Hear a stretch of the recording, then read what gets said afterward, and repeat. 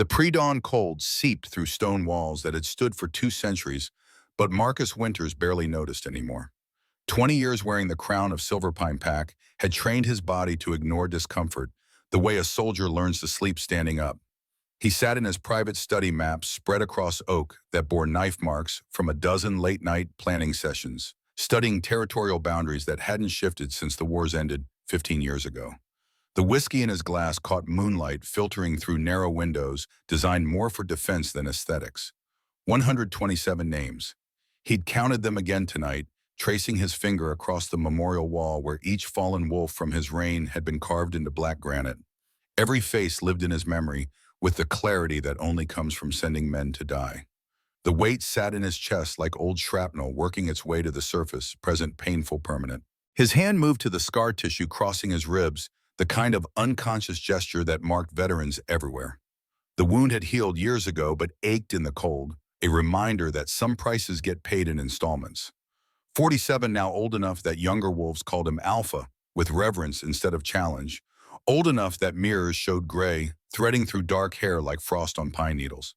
The howl that cut through the silence wasn't the song his pack used for greeting or hunting. This carried alarmed confusion, the kind of sound that made 20 years of combat instinct snap every muscle to attention. Marcus was on his feet before conscious thought caught up the ceremonial blade he kept within reach already in his hand. Kings learned early that being unarmed invited assassination even in their own halls. His study door opened onto corridors lit by oil lamps turned low for night. 2 guards stood outside the family quarters, both seasoned warriors who'd served through border conflicts and rogue incursions. Their faces carried the particular tension of men who'd seen something that violated the natural order but couldn't explain how. The elder guard's voice held steady through discipline alone. "Alpha, we maintained watch. Nothing entered." But inside, Marcus pushed past them. His chambers occupied the eastern wing where morning sun would strike first, a strategic choice that gave advance warning of approach from the mountain passes. Elena would be awake. His mate's instincts ran as sharp as his own. What he found when he crossed the threshold made his tactical mind stall like an engine thrown into reverse. White wolf pups covered the bed, not scattered, arranged with the precision of a military formation. 20 of them, maybe more, small bodies rising and falling with synchronized breathing. Moonlight painted their pale fur silver, transforming the sleeping space into something from ancient legends his father used to tell before practicality and warfare burned away room for stories. Elena sat upright among them, her dark hair loose over shoulders that carried Luna authority even in nightclothes. She met his gaze with the calm that came from being a diplomat's daughter before becoming a king's mate. No panic touched her expression, but the slight tension around her eyes spoke volumes to a man who'd learned to read her across 23 years together. Her words came quiet, delivering maximum information with minimum emotion. "The bassinet is empty. I checked an hour ago. He was human sleeping." Marcus's tactical assessment kicked in automatically. 7 pups clustered near the foot of the bed, their larger size marking them as 3 to 4 weeks old. 4 pressed against Elena's left side, smaller, maybe 2 weeks at most. 3 tucked against her back, where she'd have felt them wake if they stirred. More scattered across his side of the mattress, their presence explaining why his sleeping mind had registered weight without rousing him to full consciousness. 20. Exactly 20 wolf pups, who shouldn't have been able to cross locked doors or navigate corridors, patrolled by guards trained to detect a field mouse at 50 yards. He recognized individuals. The silver-tipped ears marked Beta James Carter's pup, born 3 weeks ago, to a guard Marcus trusted with perimeter security. 2 bore the distinctive, dark-tipped tails of mountain pack families, whose allegiance he'd secured through careful alliance building. The others carried markings he'd catalog later if survival allowed for documentation. Marcus studied their arrangement with a general's eye, seeing what instinct had created. Formation, protective circle, the larger ones positioned on the outer ring. He moved through the sea of small bodies, his weight on the bed, making several pups shift in sleep without waking. Something held them under not natural rest, but the aftermath of compulsion so strong their young minds couldn't resist even unconsciously. In the center, wrapped in furs that had been carefully arranged despite no hands capable of such work, lay his youngest son, human form, 2 months old, eyes closed in sleep, so peaceful it mocked the impossibility of what surrounded him. Marcus lifted Grayson with hands that had held swords and throats, and newborn sons checking for injury with the thoroughness of a field medic. No wounds, no signs of distress. The infant's breathing came steady and deep, his small chest rising and falling with the absolute trust that children give to the world before experience teaches them fear. But the tiny body revealed evidence. Grayson's temperature ran higher than normal, the residual heat that followed a shift. The boy smelled different too. Less of milk and more of pack and moon, and something Marcus couldn't name, but recognized on a level that predated language. Elena's voice cut through his assessment. He shifted. Marcus, our 2-month-old son, shifted for the first time, and we didn't even wake up. The words hung in air that suddenly felt too thin. Earliest recorded shift in pack history was 6 months, and that child had screamed loud enough to wake half the territory. Adult wolves remembered their first transformation as agony bones, realigning body, learning to become something other than what it was born to be. But Grayson slept like he'd done nothing more remarkable than roll over. Marcus processed the implications with the cold calculation that had kept him alive through 2 wars and a dozen assassination attempts. They didn't breach security. He called them. The statement landed between them with the weight of a death sentence. Alpha Command strong enough to summon 20 pups from locked rooms across the palace meant power that shouldn't exist in an infant. Power that would draw attention from every ambitious alpha within 500 miles. Power that would paint a target on his son's back before the boy could even speak his first word. His mind went to the knife on his desk, the maps showing territories that stayed peaceful only through constant vigilance, the memorial wall with names he carried like stones in his chest. What kind of world had he brought this child into? What kind of future waited for a boy who could command wolves before he learned to walk? A sound from the doorway pulled his attention. 5-year-old Kai stood there in sleeping clothes, his twin brother Cole pressed against his side. Both boys stared at the scene with eyes too serious for their age, the kind of premature gravity that came from being raised in a palace where war planning happened over breakfast and tactical drills counted as family time. Kai's small voice carried across the room. "Papa, why are all the baby wolves here?" Marcus opened his mouth to answer, but Cole spoke first, his words simple and devastating in their clarity. "Brother smells different. Smells like the moon does when she's full and watching." The observation hit harder than it should have. 5-year-old children shouldn't be able to articulate the scent of lunar power, shouldn't be able to recognize the touch of something ancient and primal on their infant brother. But Cole had always been the sensitive one, the twin who felt pack bonds like physical threads connecting every wolf in the territory.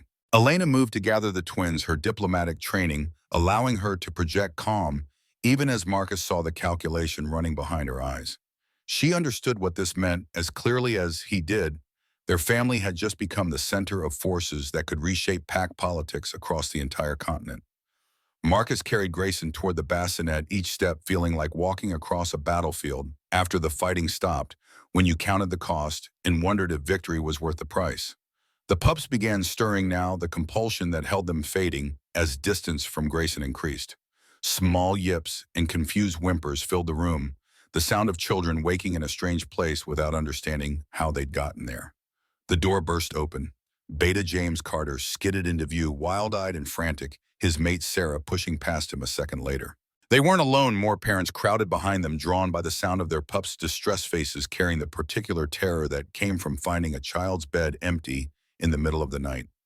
James's gaze found his tiny son among the pile relief and confusion warring across his features.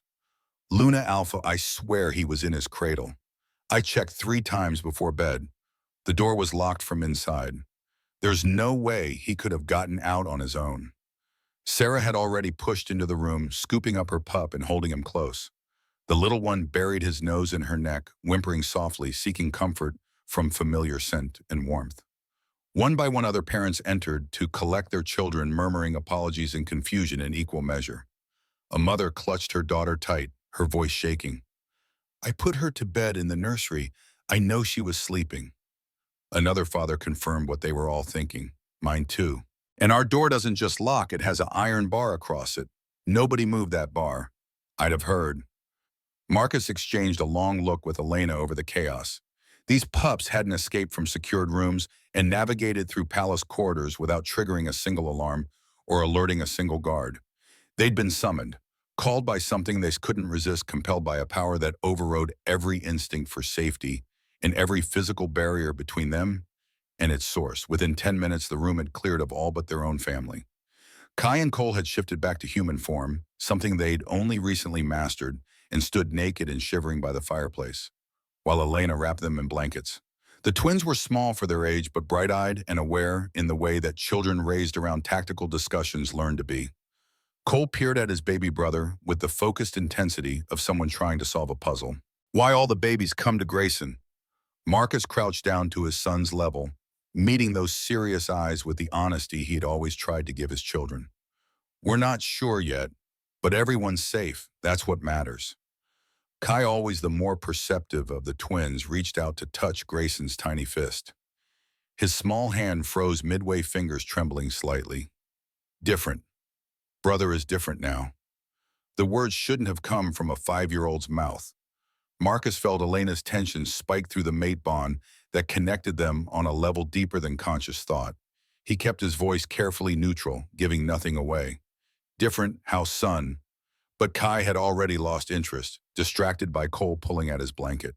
The boys tumbled to the floor in a wrestling match that was more giggles than aggression, the moment passing before Marcus could press for details he wasn't sure he wanted to hear. He stood feeling the weight of 47 years and 20 years of kingship settling across his shoulders like iron plate armor.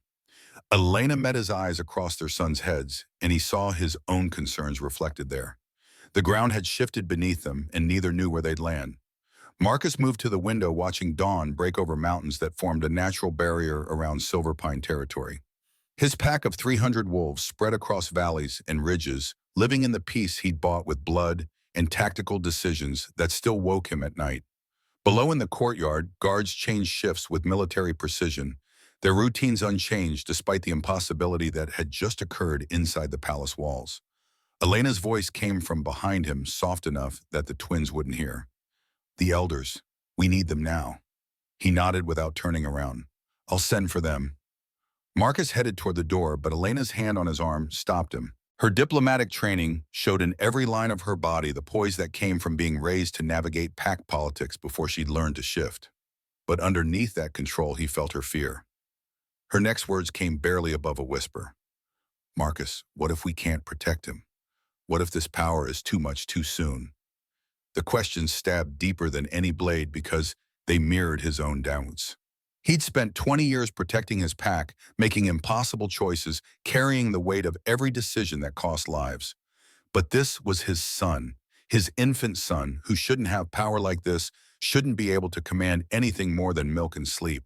He pulled Elena close, pressing his lips to her forehead in a gesture that dated back to their early years together. "Then we figure it out, like we figure out everything else." But even as he spoke the words, Marcus knew they rang hollow. Some things couldn't be figured out. Some forces were bigger than tactical planning and military precision. And power, like what Grayson had just demonstrated, didn't ask permission or wait for readiness. It simply existed, demanding to be dealt with, regardless of whether anyone involved felt prepared. He left Elena with the boys and made his way through corridors he could navigate blind, his feet following paths worn smooth by 2 decades of pacing these halls. The palace had been built during the territorial wars a century ago, when packs fought openly for land and resources. Every corner designed for defense, every window positioned to provide sight lines for archers, every stairwell narrow enough that 3 men could hold it against 30. Marcus's private office occupied the southern tower, where he could see approaching threats from miles away. He kept it sparse, a desk, chairs for meetings, the maps that dominated one wall showing every territory within 1,000 miles. The memorial wall with its 127 names. The sword his father had carried through 3 wars mounted above the fireplace like a promise that violence was never far from any king's hand. He pulled parchment and ink, writing 3 short messages in the formal style that protocol demanded. The first to General Thomas Stone, his oldest advisor, and the man who taught him everything about leading wolves into battle. The second to Elder Corvus, keeper of prophecies and pack history that stretched back centuries. The third to Victor Reed, his head beta, and the closest thing Marcus had to a best friend. Each message carried the same essential information: presence required immediately, matter of utmost urgency, lives potentially at stake. He sealed them with his personal mark and handed them to the guard who appeared at his summons. Then Marcus poured another whiskey and settled into the chair behind his desk to wait. Dawnlight crept across the mountains, painting snow-covered peaks in shades of pink and gold. Beautiful. The Cascade Range had provided natural protection for Silver Pine territory since his great-grandfather first claimed this land, and Marcus had learned every trail and pass through brutal experience. His mind drifted to a memory 30 years old, sharp-edged with the clarity that trauma brings. He'd been 17 and out on border patrol with his father and younger brother Thomas. Routine exercise, the kind of training run that built endurance and familiarity with territory boundaries.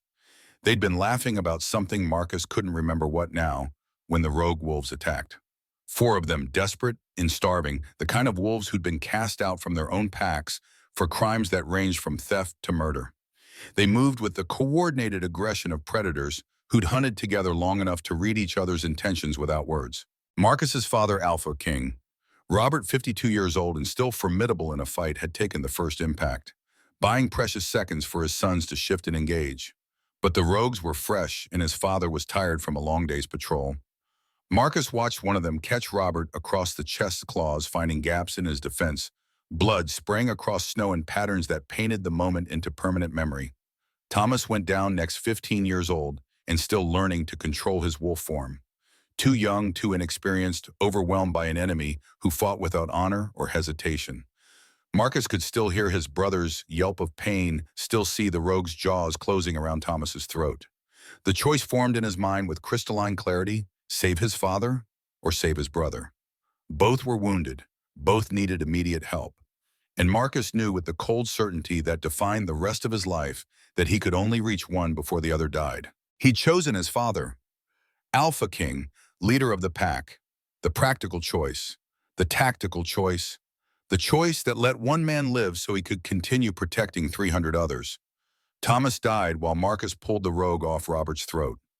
Died choking on his own blood, his young wolf's eyes finding Marcus across the snow, holding his gaze until the light went out of them. Marcus killed all four rogues after that, methodical, brutal, efficient. And when it was done, when his father was stabilized and Thomas's body lay cooling in the snow, Robert had looked at his surviving son with an expression Marcus still couldn't fully interpret. 30 years later, sitting in his office while dawn broke over the same mountains, Marcus still carried the weight of that look. Pride, maybe. Grief, certainly. But underneath it all, the kind of respect that only comes from watching someone make the hard choice when every instinct screams to choose differently. His father's words from that day came back with perfect clarity. A king carries death on his shoulders, boy. Every decision costs lives. Your brother lived because that rogue would have killed him anyway if you'd tried to save him first. Remember that weight. Remember that you don't get to choose between good and bad, you choose between bad and worse. Marcus had asked how you bear that weight, and his father's answer had been simple and devastating. You don't. You just keep walking. A knock at the door pulled him from memory. General Thomas Stone entered without waiting for permission, the privilege of someone who'd earned the right through decades of loyal service. 75 now, his massive frame still carried the bearing of a warrior despite age that had turned his hair white and carved deep lines into his face. He'd served Marcus's father and grandfather before that, making him the oldest living veteran of every major conflict the pack had endured. Thomas moved to the maps on the wall, his one good eye the other lost to a border skirmish 20 years ago, scanning terrain he'd helped secure through blood and tactical genius. Your message said urgent. Define urgent. Marcus poured a second glass of whiskey and slid it across the desk. Thomas took it without comment, settling into the chair across from Marcus with joints that creaked loud enough to hear. The words came harder than expected. Grayson shifted last night, 2 months old, and he summoned 20 pups to protect him while he slept. Thomas went completely still, the kind of frozen immobility that came from processing information that violated fundamental understanding of reality. He drank the whiskey in one swallow, then set the glass down with deliberate care. His voice came rough as stone grinding against stone. I've seen this once, 50 years ago before your time. Marcus leaned forward, giving the old general his complete attention. Thomas didn't share war stories casually. Every word carried weight earned through experience that had kept him alive when most of his generation lay in graves. Thomas continued his gaze distant with memory. True alpha, born with commands so strong the pack knows before the parents do. The infant's first shift sends out a pulse that every wolf within miles can feel calling them to protect something precious and powerful and dangerous beyond measure. The term hung between them like smoke from a battlefield. True alpha. Marcus knew the legends every wolf did, stories passed down through generations about leaders who commanded absolute loyalty, whose power touched something primal and undeniable in every pack member. But legends were supposed to stay legends, comfortable stories told around fires to entertain children and remind adults of values worth upholding. Marcus's voice came steady through discipline alone. What happened to that true alpha? Thomas's expression carried the weight of a man who'd seen too much and lived too long. He led us through the famine wars, saved thousands, united four packs that had been enemies for generations. By age 20, he was the most respected alpha in the Western Territories. The pause stretched long enough that Marcus knew what came next would be brutal. He died at 32, burned out by his own power. The command that saved so many eventually consumed him. He couldn't stop issuing orders, couldn't control the constant pressure of 3,000 wolves bonded to him like living extensions of his will. His mind fractured. He went mad. Thomas met Marcus's gaze directly, his one good eye sharp as the blade Marcus kept on his desk. I was part of the execution squad. I still hear his screams. The confession landed like a physical blow. Marcus had served beside Thomas for 20 years, fought in 2 wars with him, trusted him with secrets that could destroy the pack if revealed. But this piece of history had never come up, locked away behind the kind of silence that veterans used to protect themselves from memories too heavy to carry in daylight. The door opened again, admitting Elder Corvus without announcement. The old mystic moved like fog drifting through trees, his presence somehow both substantial and ephemeral. 90-plus years showed in his weathered face, but his eyes carried the kind of knowing that came from studying forces most wolves preferred to ignore. Behind him came Victor, Reed Marcus's head beta, and the man who'd stood at his side through 15 years of peace and 5 years of war before that. 45, now scarred from a dozen conflicts, his loyalty absolute, and his tactical mind sharp enough to catch details most wolves missed. The final arrival was a woman Marcus hadn't expected, Elder Iris, the pack's specialist in moon magic and ancient ways. 52, but carrying herself with the kind of presence that made age irrelevant, her gifts running deep enough to touch places most wolves couldn't reach even in dreams. Marcus gestured to the chairs arranged around his desk. Thank you for coming. What I'm about to tell you doesn't leave this room until we decide how to handle it. He laid out the facts with military precision, 20 pups appearing in locked chambers, Grayson in human form at the center of their protective circle, the seamless shift that should have been impossible, the implications that none of them could ignore. Victor spoke first, his voice carrying the rough edge of someone who'd been pulled from sleep to deal with a crisis. Security protocols failed. I want to know how. General Thomas shook his head. Security didn't fail. The pups were summoned. Alpha command strong enough to override locked doors and parental bonds. Elder Corvus had remained silent during the explanation, his weathered hands folded on the desk's surface. Now he reached into his robes and produced a leather-bound volume that looked older than the palace itself. The pages crackled when he opened them, revealing text written in the old tongue that predated modern pack structures. His voice carried the weight of centuries when he began to read. When winter's first moon births an alpha, crowning the packs shall kneel, or the packs shall fall. His power shall unite or utterly destroy, for true kings are forged in blood and sacrifice. Beware the father who cannot let go, for his fear will be the kingdom's ruin. The prophecy settled over the room like ash after a fire.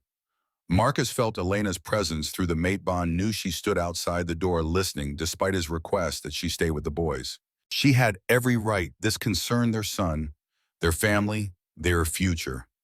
Elder Iris leaned forward, her sharp gaze fixed on Marcus with unsettling intensity. The last line is crucial. Historically, fathers of true alphas have tried to control their sons' power. Some locked them away fearing what they'd become. Others pushed them too hard, too fast, broke them under the weight of expectations no child could bear. She paused, letting the implications sink in before continuing. The prophecy warns that a father's fear kills more kings than any enemy.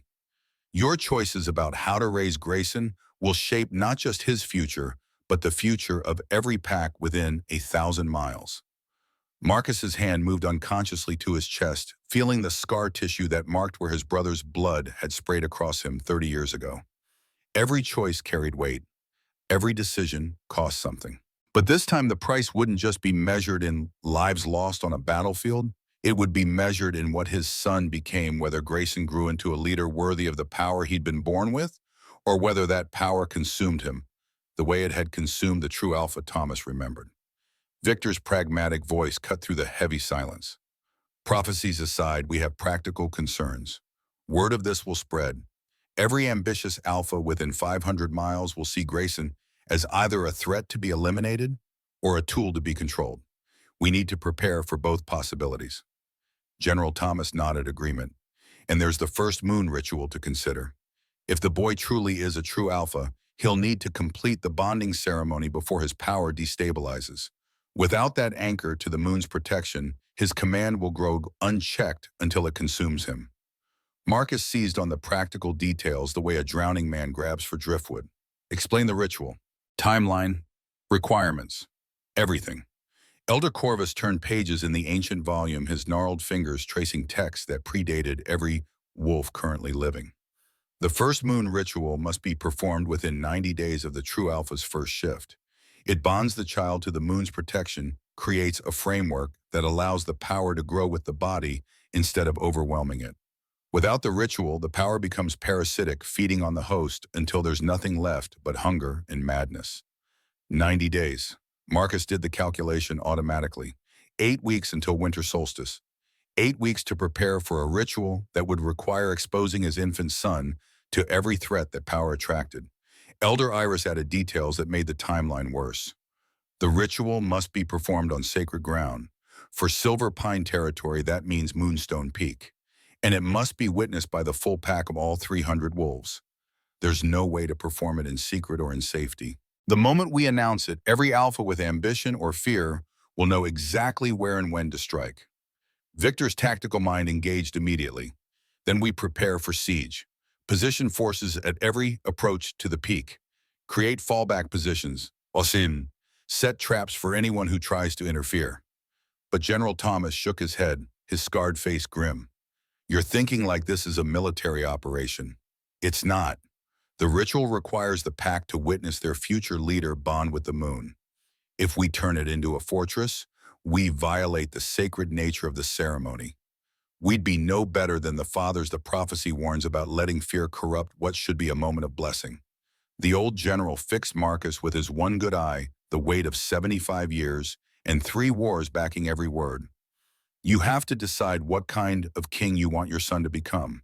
A king who hides behind walls, or a king who faces his destiny, knowing the cost might be everything. Marcus felt the question like a knife between his ribs. What kind of king did he want Grayson to become? What kind of king was he himself, the man who'd sacrificed his brother for tactical advantage? The leader who'd held his territory through calculated brutality and alliances built on pragmatic self-interest? Or something else, something better than what war and responsibility had carved him into? A knock at the door interrupted before anyone could answer. The guard who entered carried the kind of tension that meant bad news couldn't wait for protocol. His report came clipped and efficient. Alpha, we've intercepted communications. Ironwood Pack is mobilizing. Alpha Derek Thornwood is en route to our territory. He'll arrive by tomorrow evening. The name hit Marcus like a punch to old wounds. Derek Thornwood, the Alpha whose father Marcus had killed in the final battle of the Pack Wars. The enemy who'd spent 5 years fighting Silverpine with tactical brilliance and personal fury. The man whose last words to Marcus 15 years ago had been a promise that they'd meet again, and next time only one of them would walk away. Victor was on his feet instantly, his hand moving to the blade at his belt. How many wolves is he bringing? The guard checked his notes. 50. Full war party. 50 wolves wasn't a delegation. 50 wolves was a declaration, Derek announcing he had no intention of coming peacefully, No interest in the diplomatic niceties that usually governed interactions between former enemies who'd settled into uneasy coexistence. Marcus stood slowly, feeling the weight of 47 years and 20 years of kingship settling across his shoulders like the armor he used to wear into battle. His voice came level controlled, carrying the authority that had held his pack together through everything the world had thrown at them. Position guards at every approach, triple the palace watch, and send a message to Derek. Tell him he's welcome as a guest, but will be treated as an enemy if he gives us cause. Make it clear we're not afraid of him, and we're not unprepared. As the guard left to execute his orders, Marcus turned back to the council assembled in his office. These were the wolves he trusted most. The general who'd taught him warfare, the elders who understood forces beyond physical combat, the beta who'd saved his life more times than either cared to count. His next words came quiet but carried the weight of a vow. Derek Thornwood lost his father in the same battle where I lost my brother. We've both lived with that weight for 15 years. Whatever he's coming, for whatever he wants with Grayson, we're going to face it head on. No hiding, no running. That's not who we are. General Thomas nodded slowly, something like approval crossing his weathered features. Then we prepare for war and hope for peace. It's all any king can do. The council dispersed to handle preparations, leaving Marcus alone in his office as dawn broke fully over the mountains. He moved to the window, watching his territory come alive with the routines that had kept them strong through 2 decades of relative peace. Guards changing shifts, patrols heading into the forest, smoke rising from homes where families gathered for morning meals, oblivious to the forces gathering around them. Somewhere in this palace, his infant son slept carrying power that could reshape the world or destroy it. And tomorrow an old enemy would arrive demanding answers Marcus didn't have, bringing threats he couldn't yet calculate. He thought of his father's words from 30 years ago. You don't get to choose between good and bad, you choose between bad and worse. The only opinion that matters is your own. Can you live with who you are? Marcus didn't know if he could live with the choices he'd made.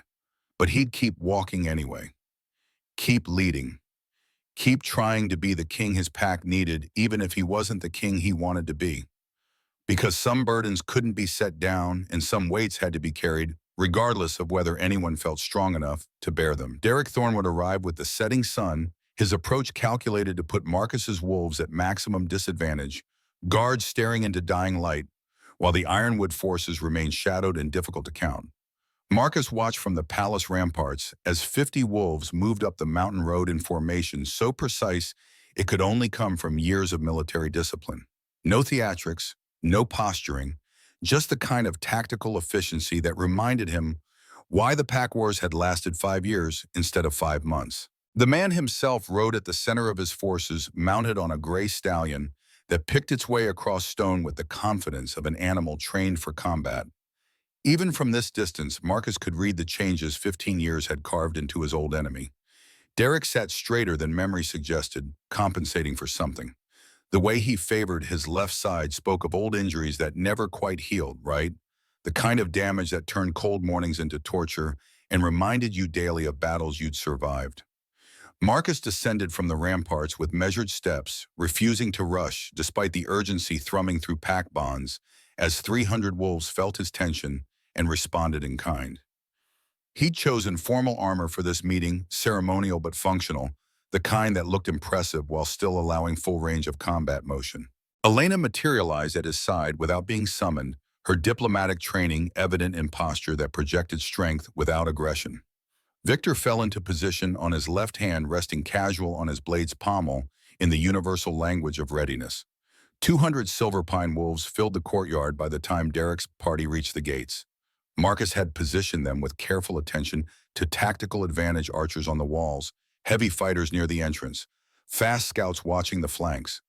If this went bad, if Derek had come for blood instead of talk, Marcus intended to make him pay for every inch of ground. Derek dismounted with the fluid grace of someone who'd spent more time on horseback than on foot, his boots hitting stone with a sound that carried in the sudden silence. 45 now scarred across his left cheek from jaw to temple, missing 2 fingers on his right hand that Marcus knew came from the same explosion that had killed Derek's father. The injuries should have made him look diminished. Instead, they gave him the dangerous quality of a weapon that had been tested and found unbreakable. Marcus's voice carried across the courtyard with the formal cadence that protocol demanded. Alpha Derek Thornwood, it's been 15 years. Derek's reply came with edges sharp enough to draw blood despite the neutral words. Alpha Marcus Winters, you look well. Kingship suits you. The subtext landed like a slap. You won, I lost, and you've prospered while I've endured. Marcus kept his expression neutral through 20 years of practice at hiding what he felt behind what the situation required. Derek stopped the ritual 10 paces away, the distance that tradition mandated for meetings between alphas of equal standing.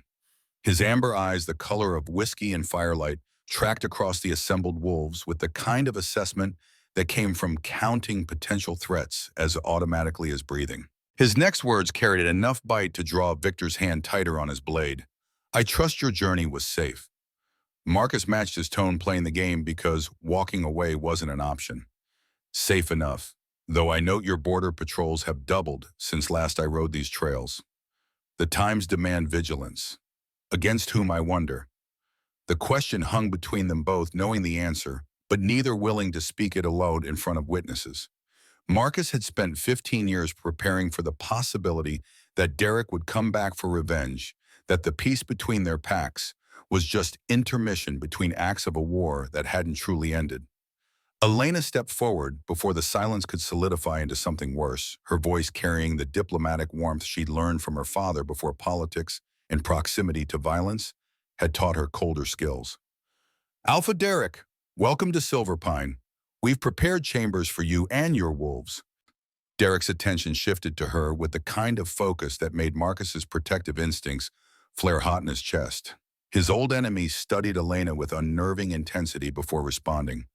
Luna Elena, your reputation precedes you. They say you ended the Red Creek standoff without a single casualty. Elena inclined her head, accepting the compliment without acknowledging the implied comparison. I prefer negotiation to bloodshed. Derek's smile carried no warmth whatsoever. A rare quality in this pack from what I recall.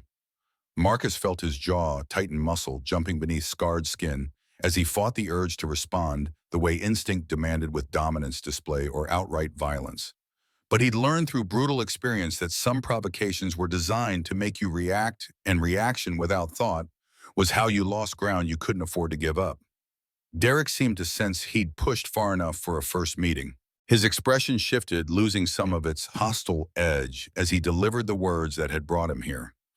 I've come on a matter of urgency. It concerns your son. Every Silver Pine wolf in the courtyard tensed, responding to the spike of threat Marcus felt burning through his veins. His voice came out colder than the mountain wind. Speak carefully, Derek. You're a guest, but my patience has limits. As does mine. Derek held his gaze without flinching, without the submission that alphas demanded from lesser wolves. But this is not the place for such a conversation. I propose we speak privately. Just the two of us, no guards, no witnesses. Victor's objection came swift and sharp. I advise against. Marcus raised his hand, cutting off the protest. His tactical mind churned through possibilities, weighing risks against potential gains. Derek could have brought 200 wolves instead of 50. Could have attacked at dawn when defenders would be tired and less prepared. Could have done a dozen things that would signal hostile intent more clearly than a request for private conversation. His decision came from instinct older than strategy. The old war room, 1 hour. Derek nodded once, accepting the terms without negotiation. As you say, the Ironwood wolves were shown to guest quarters under heavy guard, while Marcus retreated to his study with Victor trailing like a shadow with opinions. His beta waited until the door closed before erupting with the frustration of someone watching his leader make choices that defied basic tactical sense. He could be planning anything: assassination, hostage situation, using the private meeting to gather intelligence while his wolves positioned themselves throughout the palace. Marcus poured whiskey into 2 glasses, sliding one across the desk to Victor, with the kind of gesture that had become ritual between them across 15 years of shared danger. If Derek wanted me dead, he wouldn't ask politely. He'd have done it already. You don't know that. 15 years changes people. It does. Marcus drank, feeling the burns settle into his chest, where old wounds ached with approaching storm fronts. But some things stay constant. Derek fights with honor even when he fights with hatred. It's the only thing I respected about him during the wars. Victor's expression suggested he thought respect was the last thing Marcus should be offering an enemy who'd killed 37 silver pine wolves during 5 years of brutal conflict. But loyalty meant trusting your alpha's judgment, even when every instinct screamed otherwise. So Victor simply nodded and left to position guards in configurations that would allow rapid response if the private meeting went sideways. Marcus spent the remaining time studying maps that showed territorial boundaries unchanged since the wars ended.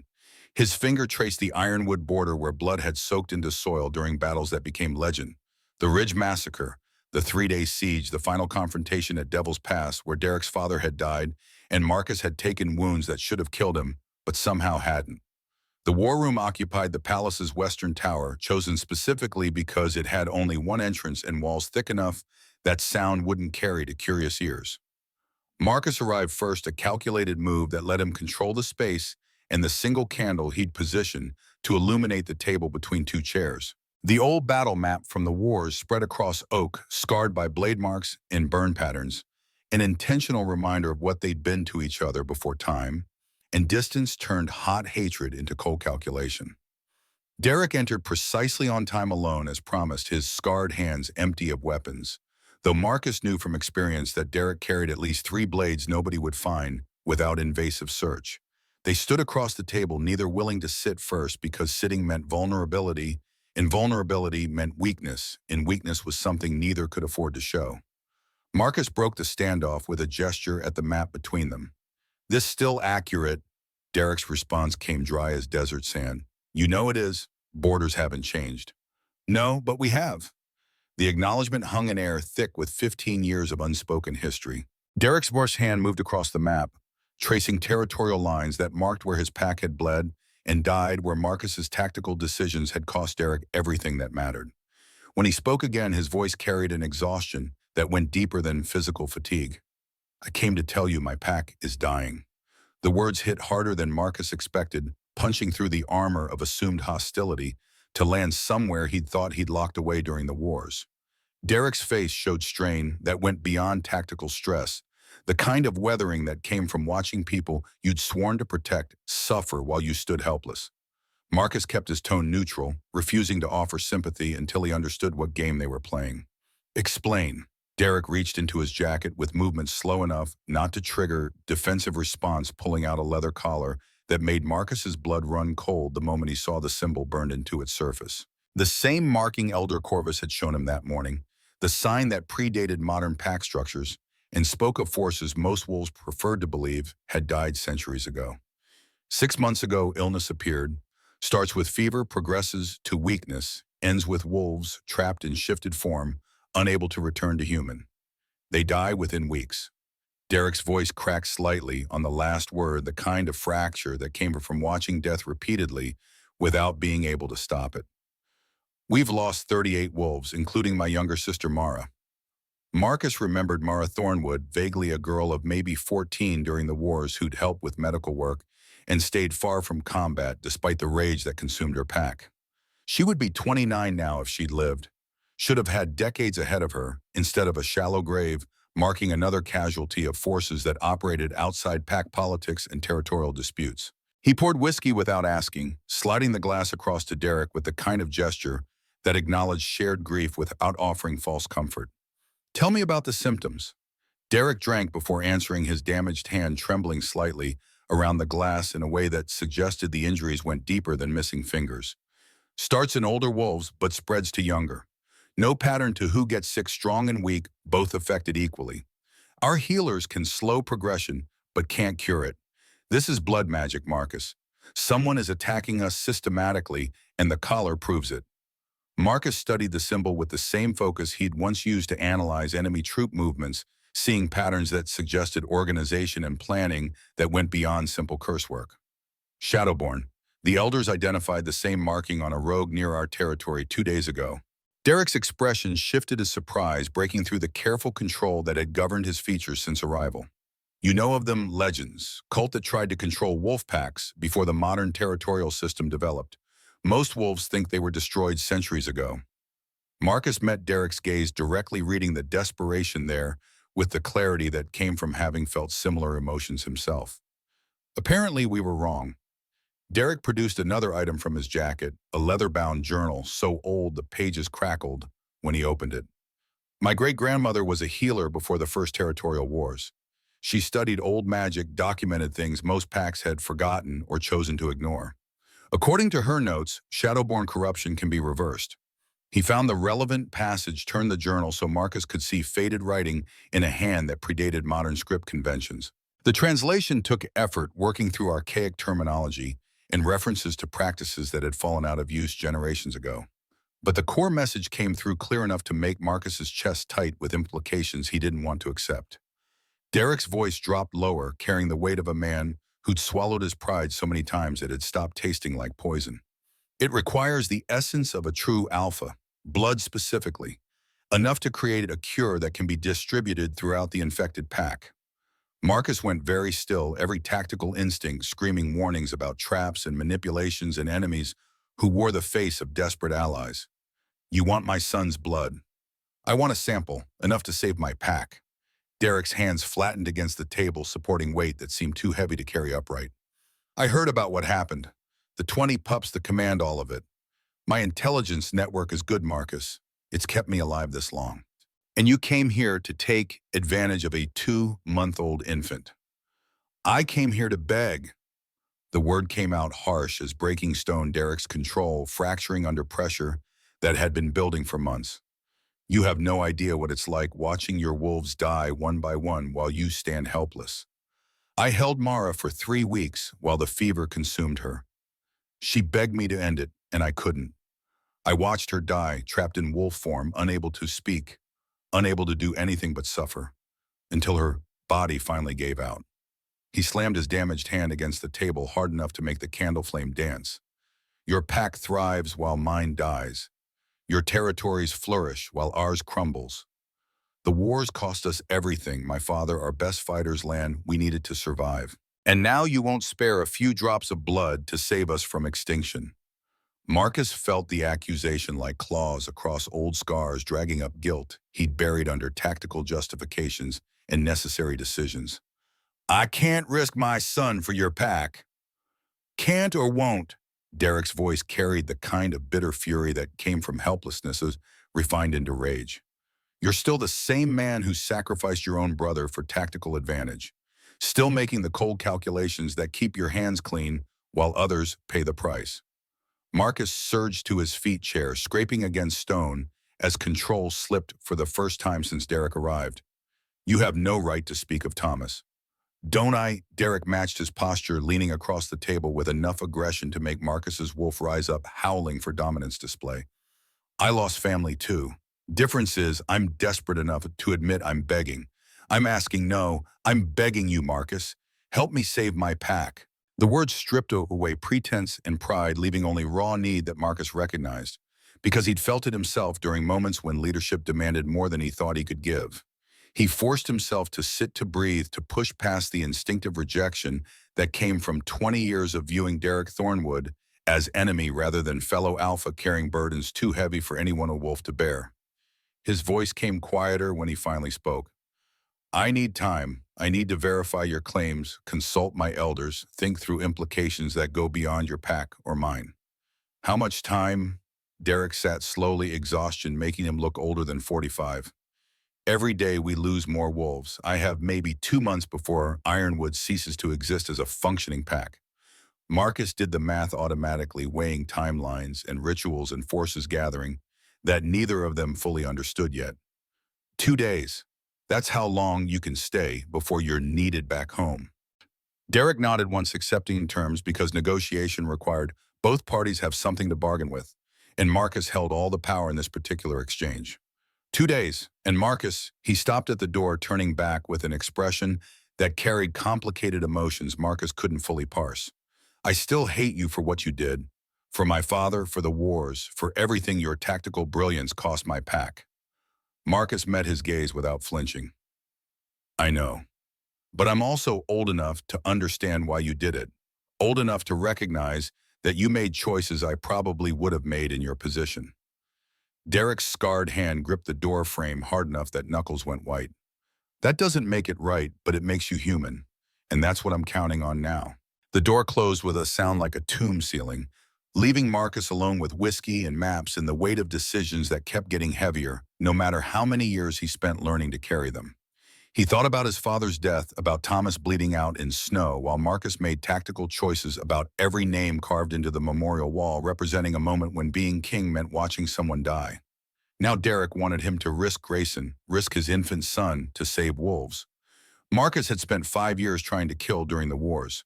The cruelty of the choice would have been funny if it wasn't so perfectly designed to test everything Marcus believed about leadership and sacrifice, and the difference between being a good man and being an effective king. He called the council at midnight because some decisions required more perspectives than one alpha could provide, no matter how many years he'd spent learning to trust his judgment. They gathered in the Great Hall, Elena with her diplomatic mind, General Thomas carrying 75 years of tactical experience, Elders Corvus, with prophecies that predated modern pack structures. Victor, whose loyalty had never wavered, despite disagreeing with half the choices Marcus made, and Elder Iris, whose understanding of forces beyond physical combat made her invaluable when normal logic failed. Marcus laid out Derek's proposal with clinical precision, stripping away emotion to present facts that spoke for themselves. The illness ravaging Ironwood, the Shadowborn connection, the cure requiring Grayson's blood, the timeline pressure that made every day of delay cost lives neither pack could afford to lose. Victor spoke first, his voice carrying the kind of skepticism that had saved Marcus's life more than once. This could be elaborate deception. Derek has every reason to lie to weaken us by gaining access to Grayson. General Thomas shook his head slowly, old scars pulling tight across his face. I knew William Thornwood, Derek's father. Honorable man, fought with integrity, even when he fought with everything he had. The son carries those same qualities. If Derek says his pack is dying, I believe him.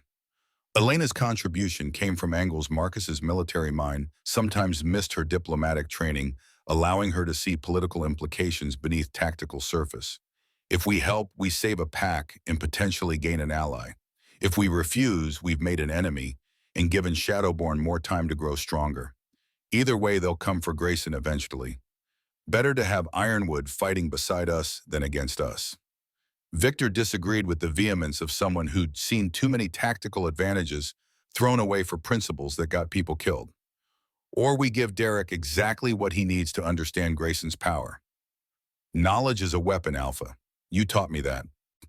The philosophical debate stretched into hours, voices rising and falling as exhaustion made everyone's tempers shorter and positions more entrenched. General Thomas shared stories from wars fought before Marcus was born, drawing parallels between historical decisions and current dilemmas with the kind of wisdom that came from surviving long enough to see patterns repeat. Elder Corvus quoted prophecies that warned about fathers letting fear corrupt judgment, about the difference between protection and control, about how choices made for infant sons echoed through generations. Marcus listened to all of it, weighing advice that pulled in contradictory directions while trying to hear his father's voice through the noise. Robert Winters had ruled for 30 years before dying of wounds taken in the final battle of the wars, and his counsel had shaped Marcus into the kind of king who made hard choices without flinching. But what would his father say about this, about risking one child to save hundreds, about trusting an enemy who'd spent 5 years trying to kill everyone Marcus loved? The memory came unbidden, his father's final words delivered with breath that rasped through punctured lungs. The moment you enjoy power, you've lost yourself. Wear it, don't wield it. And when you have sons, teach them that every choice carries weight that outlives the moment. Dawn broke over arguments that had resolved nothing except confirming that no easy answers existed for questions this complicated. Marcus dismissed the council with orders to reconvene that evening, buying himself daylight hours to wrestle with a decision that would define not just Grayson's future, but the kind of leader Marcus wanted his son to become. He found himself in the family quarters, standing over the bassinet, where Grayson slept in human form, that should have been peaceful, but somehow carried awareness no 2-month-old should possess. The boy's eyes tracked movement with focus that suggested understanding, And when Marcus reached down to touch the soft skin of his son's cheek, Grayson's tiny hand wrapped around his finger with surprising strength. Marcus's voice came barely above whisper words meant for himself more than the infant, who couldn't comprehend them. Your grandfather told me power is burden. I didn't believe him. I thought power was freedom. But he was right. It's weight that never lightens, no matter how strong you get. Grayson made soft sounds that meant nothing or everything depending on how desperate you were to find meaning in random baby noises. Marcus stayed there holding his son's hand, trying to feel through their emerging bond, whether helping Derek was right choice or fatal mistake. The decision crystallized, slowly forming from instinct and experience and something deeper than tactical calculation. Marcus had spent 20 years making choices that prioritized pack survival over individual comfort, strategic advantage over personal preference. He'd sacrificed his brother, buried his father, carved 127 names into memorial walls that would outlive him. And he'd done it all because being king meant carrying weight that would crush anyone who tried to set it down. But maybe that was exactly the lesson he needed to teach Grayson. That power without compassion was just violence wearing a crown. That being strong enough to help didn't obligate you to help, but being strong enough to help and choosing not to made you exactly the kind of king the prophecies warned about. He told Elena his decision in their private chambers, where 20 wolf pups had appeared 2 nights ago, the room somehow feeling larger now that only their family occupied it. She listened without interrupting her diplomatic training, allowing her to hear not just what he said, but what drove the words. When he finished, she simply nodded. You're sure? No, but I'm sure doing nothing is also a choice, and I don't want Grayson growing up thinking his father's power only protected people who look like us or belong to our pack. Elena moved closer, pressing against him with the kind of contact that spoke to mate bonds running deeper than conscious thought. Then we prepare for every possibility, because Derek might be telling the truth and still bring disaster. Marcus wrapped his arms around her, breathing in familiar scent that grounded him when leadership felt like drowning. We'll handle it like we handle everything. But even as he spoke reassurance, Marcus knew the words rang hollow. Some things couldn't be handled. Some forces were bigger than tactical planning. And the choice to help Derek would set events in motion that couldn't be recalled, no matter how much he might want to later. The blood ceremony was scheduled for the following evening, giving elders time to prepare rituals that would extract Grayson's essence safely while minimizing risk to an infant whose power already exceeded anything recorded in living memory. Both packs would witness the event, Derek's Ironwood wolves mingling with Silverpine forces, in an arrangement that put everyone on edge, despite formal protocols governing peaceful gatherings. Marcus spent the day verifying defensive positions, drilling guards on response protocols, ensuring that if this turned into ambush, they'd make Derek's wolves pay for every inch of ground. But underneath tactical preparations ran current of something else, hope. Maybe that enemies could become allies, that old wounds could scar over into strength instead of weakness, that his son's first significant act wouldn't be violence or dominance, but healing. The Great Hall filled at sunset, wolves from 2 packs that had spent 5 years trying to destroy each other now standing in uneasy proximity, while elders prepared rituals that predated modern pack structures. Elder Corvus moved through the space with aged grace, marking boundaries with ash and herbs whose names Marcus had never learned. Elder Iris joined him, her younger strength allowing her to carry ceremonial items that weighed more than appearance suggested. Marcus held Grayson while preparations continued, feeling his son's body temperature rise the way it did before shifts that happened without warning or apparent cause. The infant's eyes tracked movement around the room with focus that made seasoned warriors uncomfortable. And more than once Marcus caught pack members looking away, as if direct eye contact with a 2-month-old carried weight they weren't ready to bear. Derek stood across the hall with Colonel Nathan Cross, his beta, whose missing leg had been lost to the same explosion that killed Derek's father 15 years ago. The 2 men spoke in low voices, their body language suggesting the kind of bond that came from surviving warfare together. Marcus recognized it because he'd shared similar connection with Victor, the kind of friendship that transcended normal pack hierarchy to become something deeper. He caught Derek's gaze across the crowded space, and something passed between them that defied simple categorization. Not friendship, they'd never be friends, not with that much blood spilled between their packs, but perhaps understanding. Recognition that they were both alphas, carrying burdens that never lighten, making choices that define them in ways that outlived the moment. Elder Corvus signaled readiness, and the hall fell silent, with the kind of immediate response that spoke to power older than pack politics. Marcus moved to the center of the ritual space, laying Grayson on stone, marked with symbols that had been old when his great-grandfather first claimed this territory. The infant should have cried strange place, strange sense, surrounded by wolves whose tension filled the air like electrical charge before lightning strikes. But Grayson remained calm, his dark eyes watching the elders with awareness that made Marcus's chest tight. The ritual began with words in the old tongue that Marcus half remembered from ceremonies he'd witnessed as a child before leadership, and warfare had taught him to value practical application over cultural tradition. Elder Corvus's voice carried weight that made wolves from both packs press closer despite themselves drawn by forces they couldn't name but recognized instinctively. Marcus was watching Grayson when the windows exploded inward glass, becoming deadly projectiles that would have killed half the assembled wolves if they'd been standing just slightly different positions.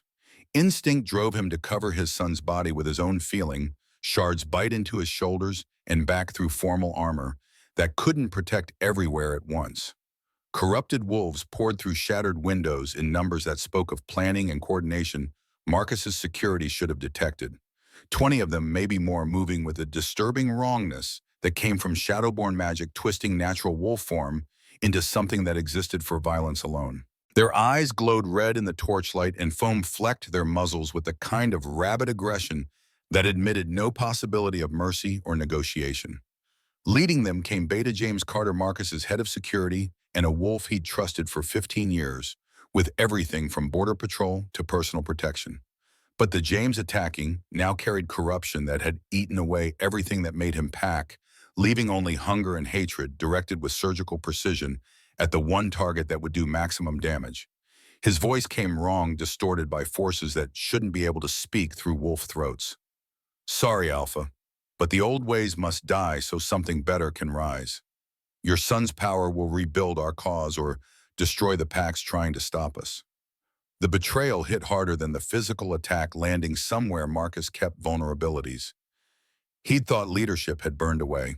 James had been there when Kai and Cole were born, had stood guard during Elena's difficult pregnancies, had saved Marcus's life during a rogue incursion 3 years ago, and taken wounds that should have killed him in the process. And all of it had been cover for serving forces that wanted everything Marcus had spent 20 years building burned to ash. Marcus shifted mid-thought, his human form becoming the massive dark wolf that carried every scar and every year of combat experience. He positioned himself over Grayson with the kind of defensive stance that admitted no possibility of retreat, prepared to die before allowing corrupted wolves anywhere near his son. Around him, Silverpine forces engaged with the kind of brutal efficiency that came from constant drilling, but numbers were wrong, and surprise had cost them tactical advantage. Then Derek joined the fight, his own shift revealing a dark wolf nearly as large as Marcus, moving with practiced coordination that spoke to years of military training.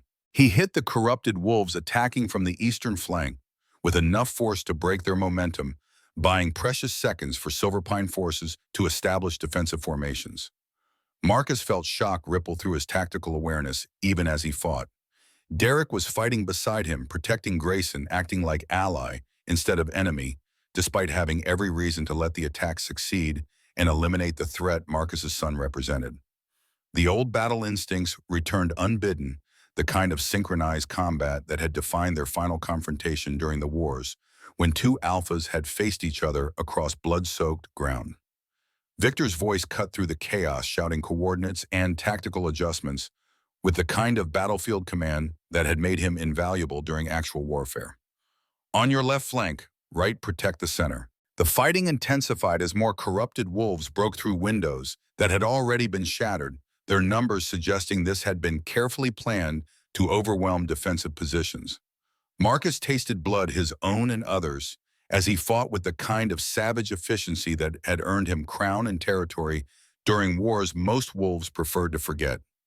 He saw Victor engage 3 corrupted wolves simultaneously, his smaller form compensating with speed and tactical brilliance that exploited every opening.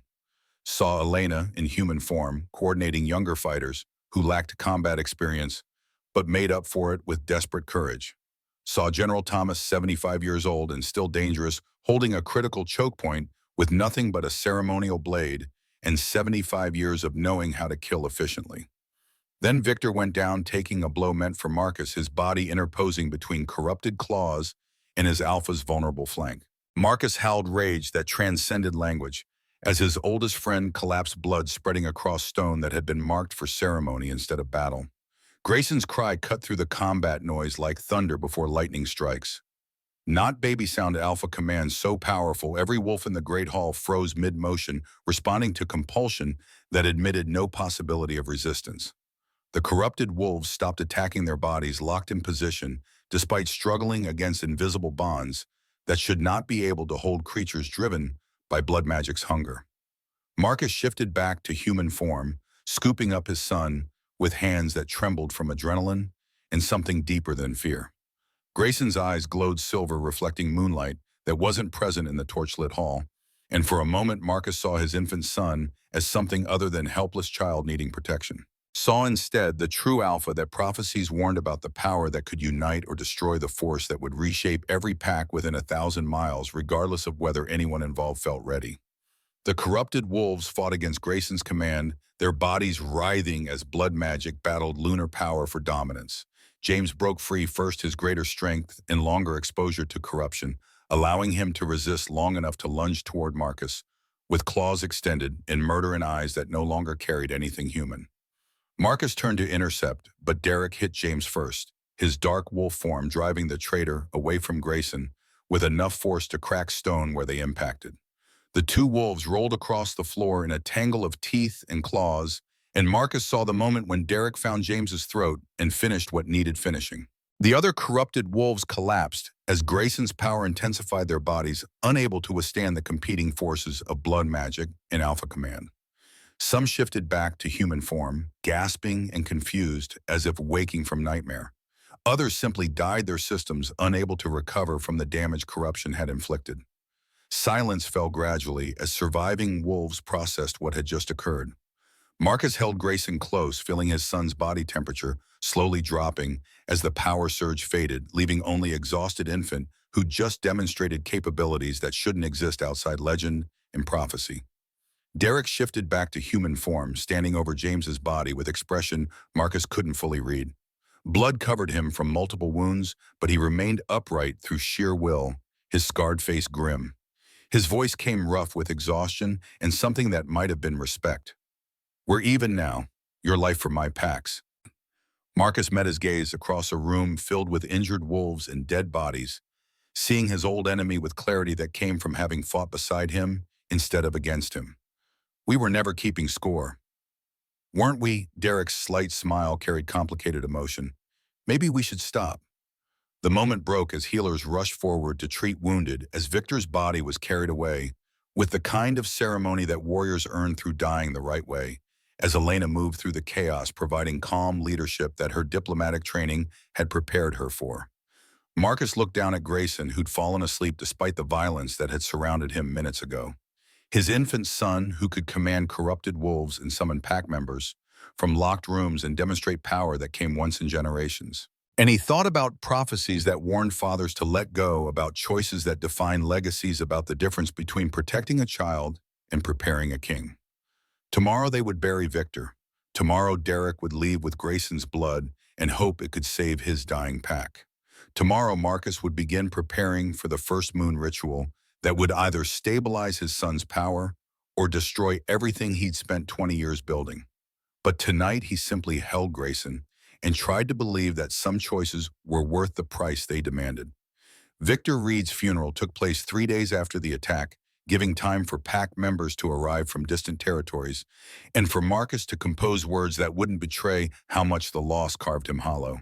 They buried him in the memorial grove where 127 other names waited on black granite, where soil had absorbed enough blood over the years that nothing grew except the kind of stubborn grass that thrived on sacrifice. Marcus stood at the graveside in formal armor that felt heavier than usual, holding a ceremonial blade that had belonged to Victor since they'd both been young wolves who thought warfare was glory instead of grinding brutality. The blade would be buried with him, tradition demanding that a warrior's weapons follow him beyond life. Elena stood silent at his side while 300 silver pine wolves and 50 ironwood visitors formed concentric circles around the grave, united temporarily by the kind of respect that death commanded even from former enemies. The words came harder than battles Marcus had fought, each sentence requiring conscious effort to push past the tightness in his chest. Victor Reed served this pack for 30 years. Fought in 2 wars, saved my life more times than either of us kept count. He betrayed me once and saved me in the end, and that's what makes us wolves. We're complicated, we're flawed, but we're loyal when it counts. He knelt to place the blade across Victor's chest, wrapped in ceremonial cloth that bore the silver pine crest. Some men die and leave nothing. Others leave holes that never quite fill. Victor left us better than he found us, and that's all any warrior can ask. Marcus stood gesturing to the earth mound, where pack members would take turns filling the grave, according to tradition that dated back generations. But he stayed to help with the first shovelfuls because kings who sent men to die needed to help bury them afterward. The physical labor felt appropriate, muscles straining, sweat mixing with dirt, hands performing final service for someone who'd bled beside him across 15 years of peace and 5 years of war before that. Derek approached as the grave filling neared completion, his scarred face carrying the kind of respect that transcended pack boundaries. I didn't know Victor well, but I knew men like him, wolves, who understand that loyalty isn't blind obedience. It's choosing to stand beside someone, despite knowing all their flaws. Marcus nodded without speaking, because words felt inadequate, and Derek seemed to understand that some silences carried more weight than conversation. The Ironwood Alpha's next statement came with careful deliberation. My wolves and I will stay.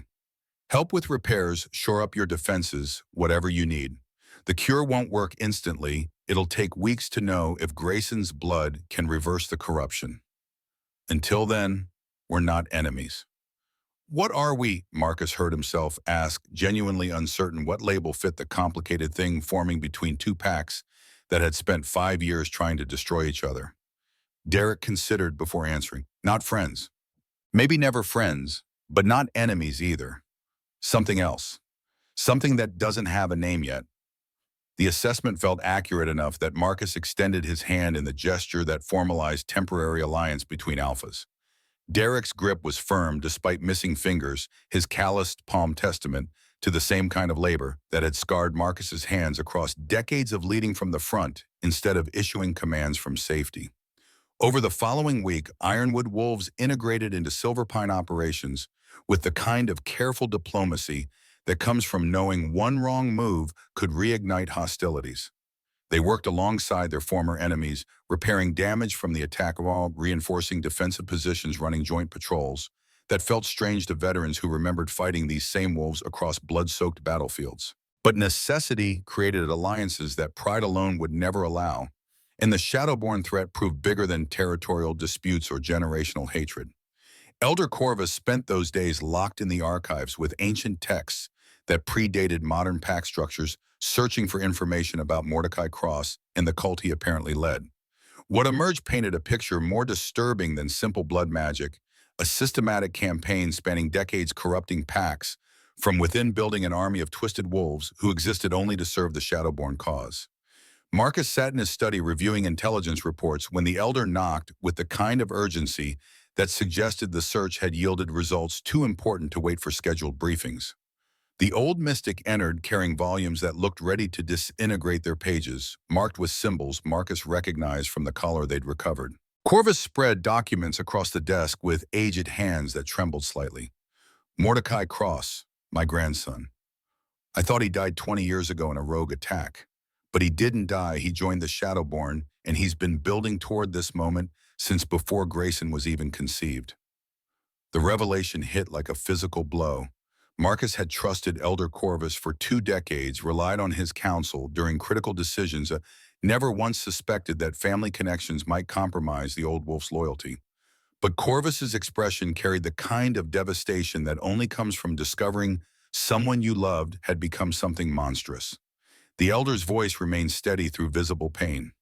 The prophecy isn't just prediction, it's instruction. Mordecai believes that if he corrupts Grayson during the first moon ritual, he can create a true alpha who serves shadowborn interests instead of pack law. A king powerful enough to dominate every territory, bend every wolf to his will, rebuild the world according to principles that predate the moon's blessing. Marcus absorbed the information with the cold calculation that had kept him alive through worse revelations. How many corrupted wolves does he command? Intelligence suggests 200, maybe more. They've been gathering for months in the deep mountain ranges where our patrols don't reach. Corvus indicated positions on the map that Marcus had marked as low-priority, remote, difficult terrain that offered little strategic value under normal circumstances. Mordecai will attack during the ritual. He has to. It's the only moment when Grayson's power will be vulnerable enough to corrupt while still strong enough to serve his purposes. The tactical implications arrange themselves in Marcus's mind with brutal clarity. Moonstone Peak offered perfect ambush terrain, exposed summit, limited approach routes, nowhere to retreat if defensive positions collapsed. Bringing Grayson there would be painting a target and announcing the exact time to strike. But the ritual required sacred ground and pack witness, leaving no alternative that wouldn't violate the very traditions that made the ceremony meaningful. General Thomas joined them without announcement, his scarred face grim with the kind of expression that came from recognizing impossible tactical situations. I've run every scenario. We can't defend the peak against 200 attackers. Best we can do is make them pay for every inch and hope Grayson's power manifests before they breach our lines. Marcus studied the map showing approach routes to Moonstone Peak, seeing what his general saw, choke points that could be held temporarily, but not indefinitely, flanking positions that would allow attackers to surround defenders, escape routes that disappeared once fighting started. They'd be trapped up there with an infant facing overwhelming numbers, betting everything on the hope that ancient ritual would somehow tip the balance before tactical reality ground them into casualties. His voice came level despite the weight crushing down on his chest. Then we make every wolf count. Position our best fighters where they'll do maximum damage. Use the terrain to our advantage. And trust that the moon knows what she's doing when she demands this ritual. General Thomas nodded with the kind of respect that came from recognizing a leader who understood the bar but gave the order anyway. I'll coordinate with Derek's forces. 450 wolves total if we commit everyone. Still outnumbered, but better odds than we faced before. The old warrior paused at the door, his one good eye finding Marcus with unsettling intensity. Your father would be proud. He always said the mark of a true king isn't avoiding hard choices, it's making them without flinching and carrying the weight afterward without complaint. Marcus spent that evening with Grayson holding his son in the nursery, where 20 pups had appeared what felt like years ago, but measured barely 2 weeks. The infant had grown in ways that defied normal development, stronger, more aware, his shifts between forms happening with such ease that Marcus sometimes forgot which shape was natural and which was learned. 4 months old now, looking more like 6 months, his dark eyes tracking movement with focus that suggested understanding beyond what any child should possess. The words came without planning, spoken to fill silence that felt too heavy to bear alone. Your grandfather told me power is burden. I spent 20 years thinking I understood what he meant. But watching you, seeing what you already are and what you're going to become, I realize I didn't understand at all. Grayson made soft sounds that meant nothing or everything, his tiny hand wrapping around Marcus's finger with surprising strength. The gesture never failed to make something in Marcus's chest constrict painfully, reminding him that beneath the power and prophecy was just a child who deserved protection his father might not be able to provide. Marcus continued speaking, needing to say things that might not get said later. I chose crown over my brother, made tactical decisions that cost lives I can still name, became the kind of king who carries death on his shoulders every waking moment. And I thought that made me strong. Thought that was what leadership required. He touched Grayson's soft cheek with calloused fingers scarred from decades of violence. But you're teaching me something different.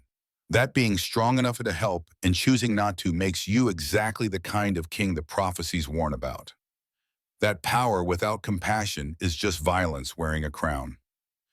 Grayson's eyes seemed to focus on him with impossible awareness, and for a moment Marcus could swear his infant son understood every word, carried knowledge that predated birth, and spoke to something older than pack politics or territorial disputes. I don't know if I can protect you tomorrow. Don't know if the choices I've made are right or just another series of tactical mistakes dressed up as leadership. Marcus heard his voice crack slightly, exhaustion and fear breaking through the control he'd maintained for 20 years. But I swear on every name carved into that memorial wall, I'll give you the chance to become something better than I was. Something the world needs instead of something it fears. Elena found them there an hour later, sitting in moonlight that painted the nursery silver. She settled beside Marcus without speaking her presence, providing the kind of comfort that 23 years together had woven into something deeper than words could express. They sat in silence, holding their youngest son, knowing that dawn would bring demands neither felt prepared to meet but would face anyway, because that's what parents did when their children needed them. The ascent to Moonstone Peak began before sunrise. 450 wolves moving up narrow trails was in formations that balanced tactical necessity against ritual requirements.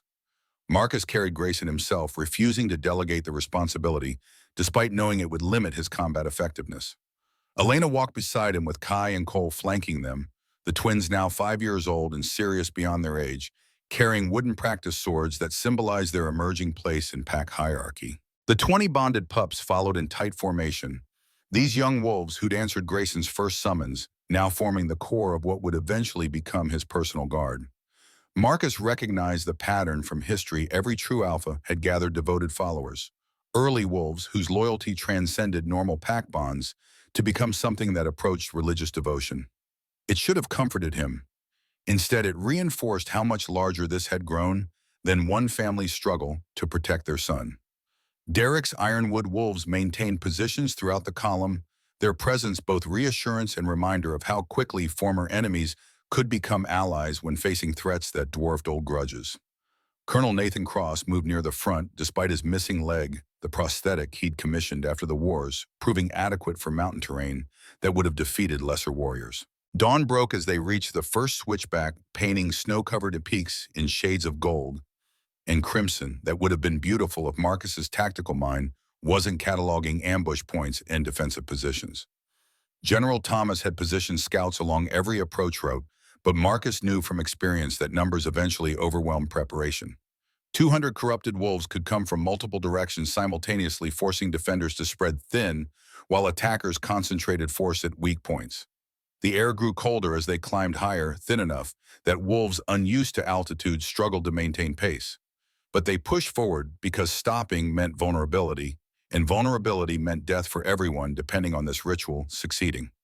Marcus felt Grayson shift to wolf pup form in his arms, the transformation happening so smoothly that he barely registered the moment of change. His son's small body radiated heat that defied the mountain cold, suggesting power building toward release that would either save them or destroy everything they tried to protect.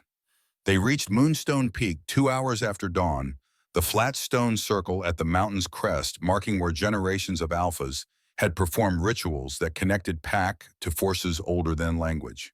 Ancient carvings covered the stone symbols that depicted wolves and moons in endless cycle worn smooth by centuries of weather and ceremony. The center stone bore a hollow carved perfectly for an infant, positioned so that moonrise would strike directly into the depression at the precise moment of winter solstice. Marcus laid Grayson in the hollow with hands that didn't quite steady, watching his son shift back to human form, as if recognizing what the ritual required. Elder Corvus began preparations with Elder Iris assisting their movements, precise from decades of performing ceremonies that connected mundane reality to something beyond physical combat's reach. General Thomas positioned defenders in concentric rings around the summit, placing the best fighters where they'd do maximum damage when the attack came.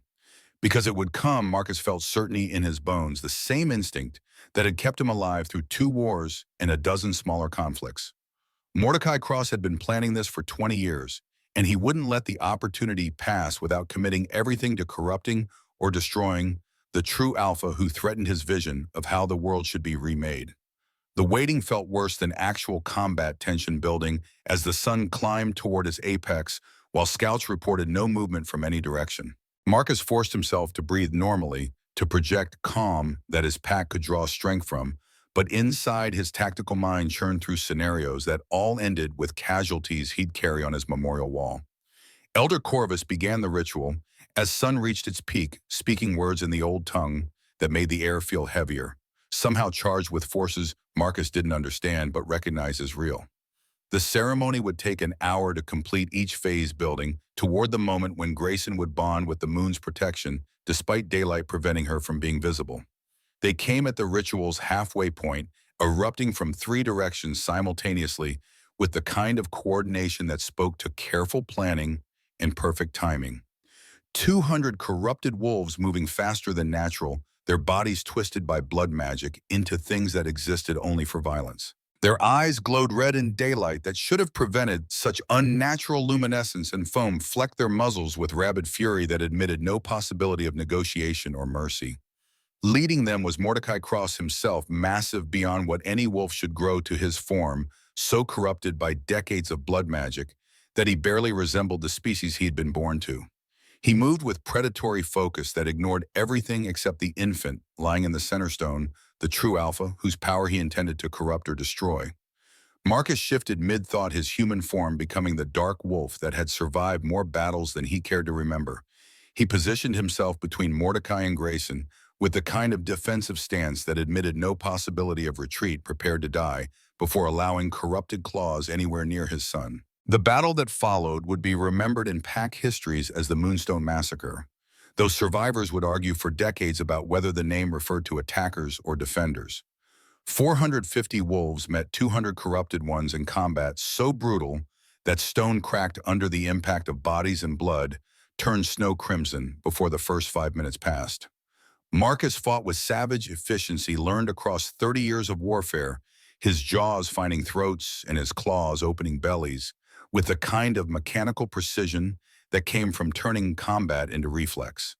Around him, Silverpine and Ironwood wolves fought as unified force, old enmities forgotten in the face of enemies who threatened everything both packs valued. Derek materialized at his side without coordination, the two alphas fighting back-to-back the way they'd done once before when strange necessity had briefly made them allies. The old battle instincts returned unbidden, Marcus feinting left while Derek struck right, their movements synchronized by instinct deeper than conscious thought, their combined strength creating defensive barrier that corrupted wolves broke against repeatedly without penetrating.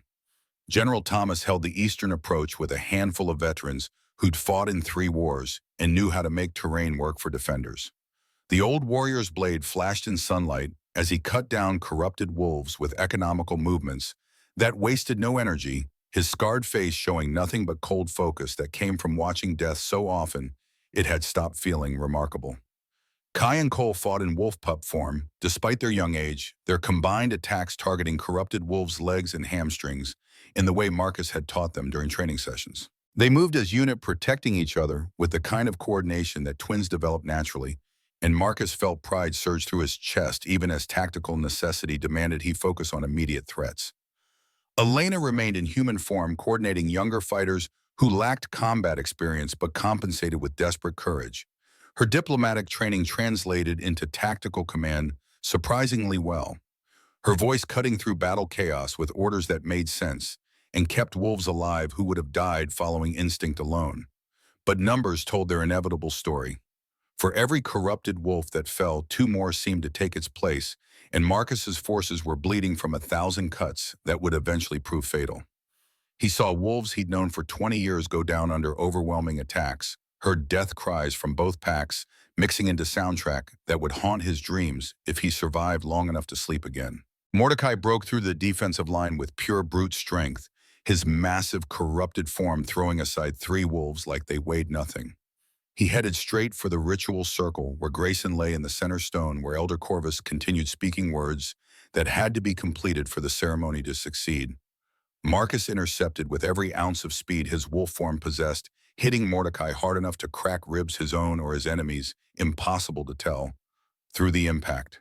They tumbled across stone in a tangle of teeth and claws, and Marcus tasted blood that might have been his own, while his vision tunneled down to nothing, except the throat he needed to reach before Mordecai reached his son.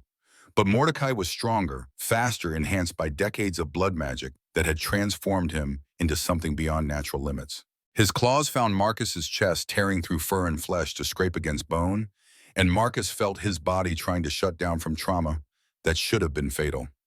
He shifted back to human form mid-combat, a desperate gamble that left him vulnerable, but allowed him to grab the ceremonial blade he'd carried to the peak.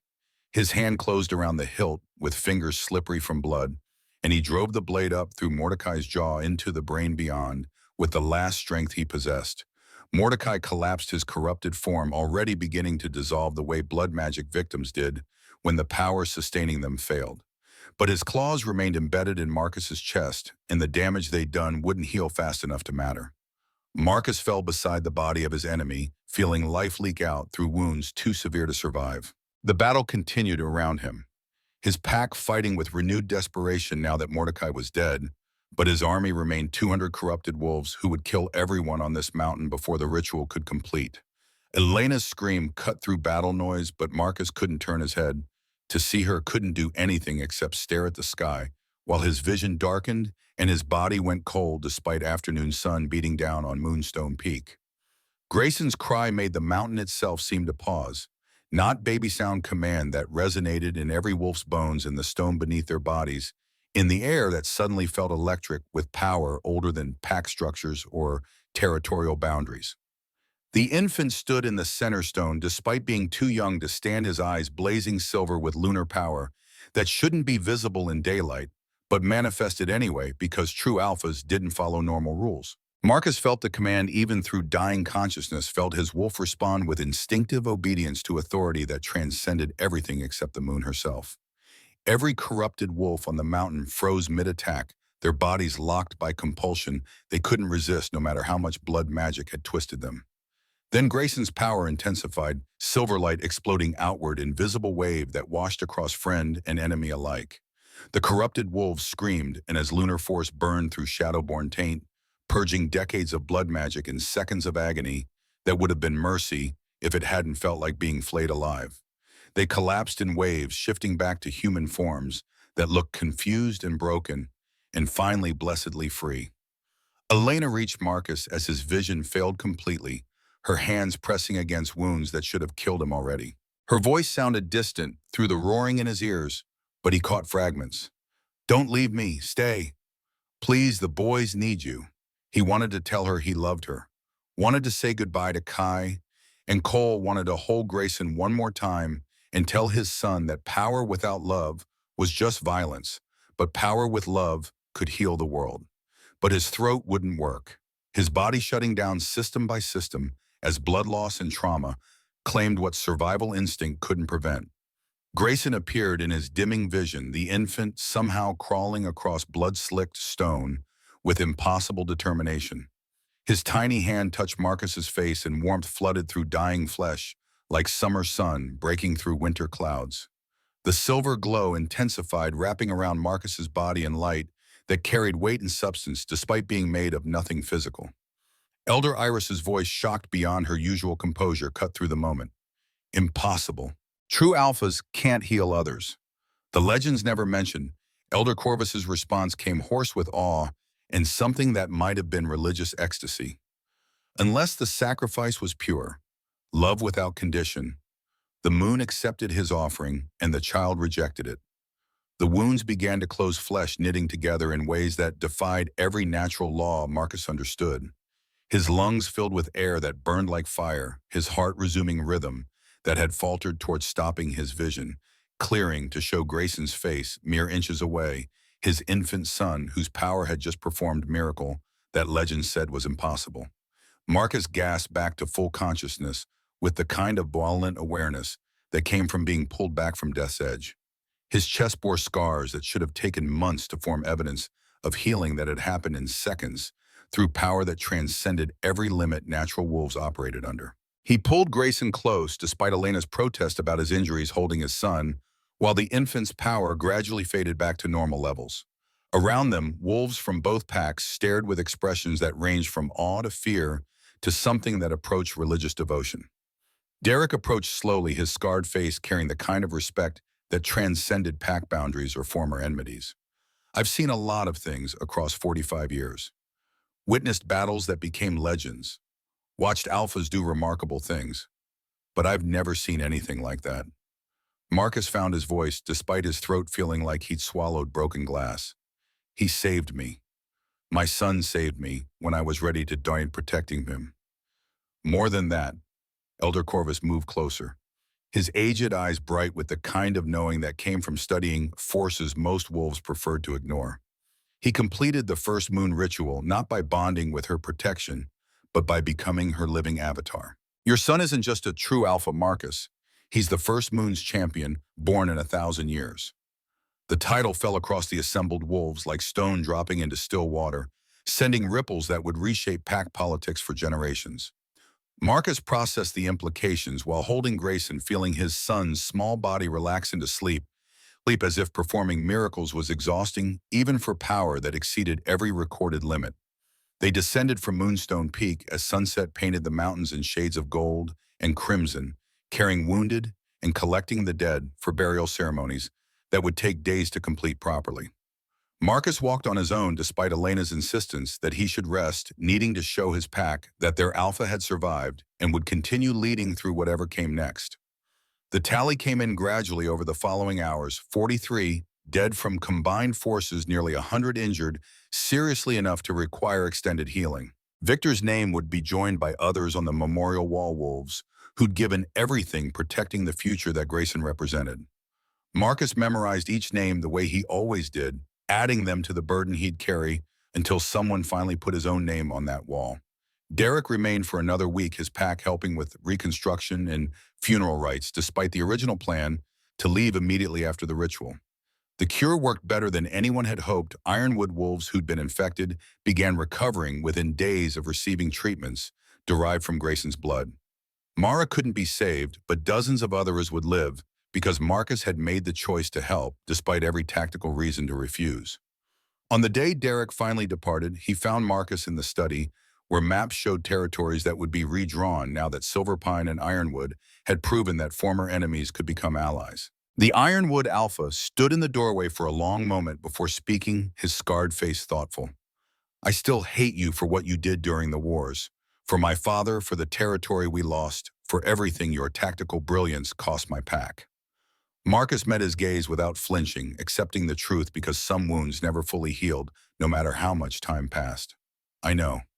But I'm also grateful for risking Grayson to save my pack, for fighting beside me instead of letting Mordecai's forces overwhelm us both, for showing me that honor matters more than victory. Derek extended his hand across space that had separated them for 15 years. We'll never be friends, but we don't have to be enemies either. Marcus gripped his hand, feeling calluses that matched his own scars that told similar stories about the cost of leadership. Something else. Something that doesn't have a name yet. Something better. Derek released his grip, moving toward the door before turning back one last time. When Grayson comes of age, when he needs allies who remember what his father did, Ironwood will answer. That's a debt that outlives both of us. The words carried weight of vow that would bind packs for generations, and Marcus felt something in his chest ease slightly at the knowledge that his son would have allies when the world inevitably came for him with demands that exceeded what any one wolf should be asked to bear. 3 months later, Marcus stood in the nursery watching Grayson, 7 months old now, but looking and moving like a year-old child, his accelerated development, another sign of the power he carried. The infant walked with confident steps that shouldn't be possible, shifted between forms as easily as breathing, and already demonstrated command over the 20 bonded pups who followed him everywhere with the kind of loyalty that bordered on worship. Kai and Cole played with their younger brother, teaching him games that would eventually become combat training, their protective instincts already forming the foundation of what would become unbreakable bonds. Elena joined Marcus at the window, her presence providing the kind of comfort that 23 years together had woven into something deeper than words. Her voice came soft enough that the boys wouldn't hear. Do you think we made the right choices? Marcus considered the question, honestly weighing decisions that had cost 43 lives against the alternative that would have cost hundreds more. I think we made the choices we could live with. That's all any parent can do. He's going to change everything. Every pack, every territory, the entire structure we've built over centuries. She watched their sons with the kind of fierce love that made her both Luna and mother diplomat and warrior. I'm terrified of what that means. So am I. Marcus pulled her close, breathing in familiar scent that grounded him when leadership felt like drowning. But I'm also proud of him, of us, of what we're building. Below in the courtyard, wolves from both packs trained together the first steps toward an alliance that would reshape territorial politics across the continent. Scouts reported that 5 other packs had sent emissaries requesting meetings, their alphas wanting to understand what had happened at Moonstone Peak and whether the rumors about a true alpha could possibly be accurate. Marcus knew the challenges ahead would make the past 20 years look simple by comparison. Knew that Grayson's power would attract enemies and opportunists, prophets and pretenders, wolves who saw his son as savior or threat depending on their own ambitions. Knew that every choice made in the coming years would echo through generations, shaping the world his grandsons would inherit. But for this moment, watching his 3 sons play in afternoon light, while Elena's warmth pressed against him and pack bonds hummed with the kind of contentment that came from surviving impossible odds, Marcus allowed himself to feel something besides the weight of leadership. Allowed himself to believe that some burdens were worth carrying, that some sacrifices purchased futures worth the cost, that being a king sometimes meant being a father first, and trusting that the difference would matter when history judged the choices he'd made. Grayson looked up from his play, those dark eyes finding Marcus with awareness that exceeded what any 7-month-old should possess. His son smiled, and Marcus felt the bond between them pulse with something that transcended normal pack connections, love and power woven together into force that could heal or destroy, depending on how it was wielded. Marcus smiled back, making silent promise that his father had made to him 47 years ago, and he would now make to his sons. Teach them that power is burden, that wearing it matters more than wielding it, that the moment you enjoy it, you've lost yourself, and that some weights must be carried not because they're light, but because no one else is strong enough to bear them. The future remained uncertain, dangers gathering that none of them could fully predict. But they'd face it together, King and Luna, father and mother warriors and healers, former enemies who'd become allies. Because that's what packs did when the world demanded more than seemed possible. They carried each other, and somehow that made the impossible merely difficult. And difficult was something Marcus Winters knew how to handle.